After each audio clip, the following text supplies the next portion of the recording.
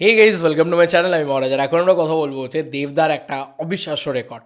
এই রেকর্ড এরকমভাবে যদি তুমি চলতে থাকো দেবদা, তা কাউকে কি মাথা তুলে দাঁড়াতে দেবে না টলিউডে? কি ডিসাইড করেছো তুমি যে তুমি একাই রাজত্ব করবে?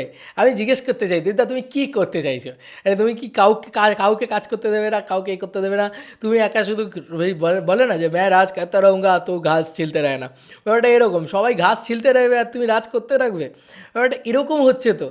আর কি বলবো বলো তো দাদা, কি করছে এগুলো? মানে রীতিমতো তুমি জাস্ট দেখো, মানে এই জিনিসটা একবার যদি কেউ দেখে নেয় তারপরে তারও মনে হবে যে ভাই আবার একটা 100 মিলিয়ন, দেবদা আবার একটা 100 মিলিয়ন।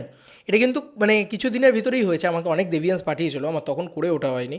আবার একটা 100 মিলিয়ন গেছে কিন্তু। এ মা, তোমরা ভাবছো যে কী হলো, কিসে গেল? বন্ধুরা, আরেকটা গান আয়না মন ভাঙা আয়না, এই গানটা সুরিন্দর ফিল্মসের থেকেই আছে, 6 বছর আগে রিলিজ করেছিল গানটা। তো এই গানটা 6 বছর আগের তো সিনেমা না, কিন্তু রিলিজ করেছিল 6 বছর আগে ইউটিউবে। তাতেই 100 মিলিয়ন, আয়না মন ভাঙা আয়না দেখো, এই যে 100 মিলিয়ন হয়ে গেছে। তা আমি, বাবা এই গানটা চললে আমার এত ভালো লাগে। এটাতে দেখো 100 মিলিয়ন। এখন 10 crore 39 lakhs 42,125 এই ভিউজটা আছে। আচ্ছা, এছাড়াও তো দেখো একটা লোকের 100 মিলিয়নেরই যদি হিস্ট্রি দেখি, মন মায়না টাইটেল ট্র্যাকটা তো মানে 96 মিলিয়ন হয়ে রয়েছে। তো ওটা খুব শীঘ্রই 100 মিলিয়ন হবে। বাদ দিলাম, আমি ওটাকে বাদই দিয়ে দিলাম ভাই, দরকার নেই। দেবদার এত 100 মিলিয়ন আছে, ওইটাকে ধরার কোনো দরকারই নেই আমাদের।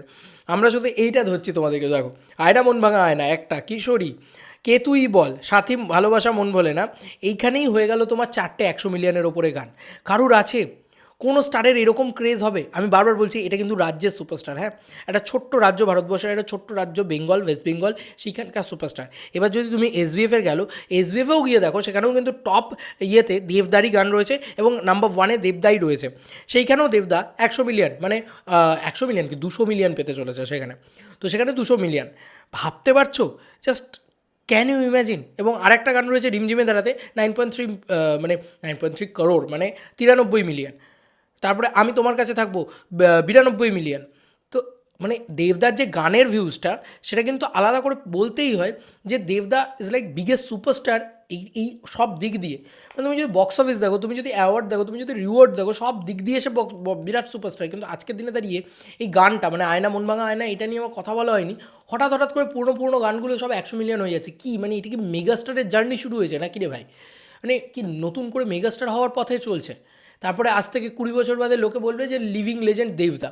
এই কথাটা কেউ হবে? মানে আমি বুঝতে পারছি না, মানে হচ্ছেটা কি? দেবদা যবে থেকে ইন্ডাস্ট্রিতে পা রেখেছে, সত্যি বলছি, কাউকে মাথা তুলেই দাঁড়াতে দিচ্ছে না তো এই লোকটা। 50 কোটি টাকার বক্স অফিস কালেকশন এই লোকটার হাতে, সব কিছু এই লোকটার হাতে।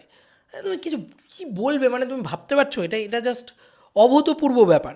আমি সত্যি বলছি, আমি ভাবতে পারছি না যে এভাবে মানে সং ভিউজের রেকর্ড করতে পারে দেবদা এভাবে।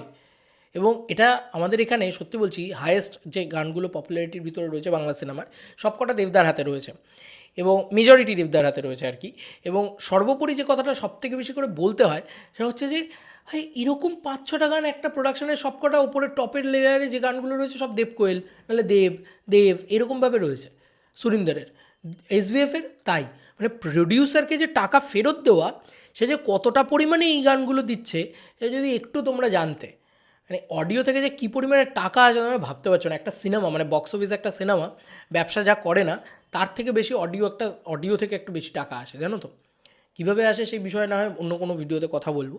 বাট জাস্ট অভূতপূর্ব ব্যাপার। মানে কী করছে ভাই, এসভিএফ, সুরিন্দর ফিল্মস, এদের সবাইকে মালা মাল করে দিচ্ছে দেবদা, পুরো লাল করে দিচ্ছে এবারে দেবদা, টাকায় লাল করে দিচ্ছে ভাই।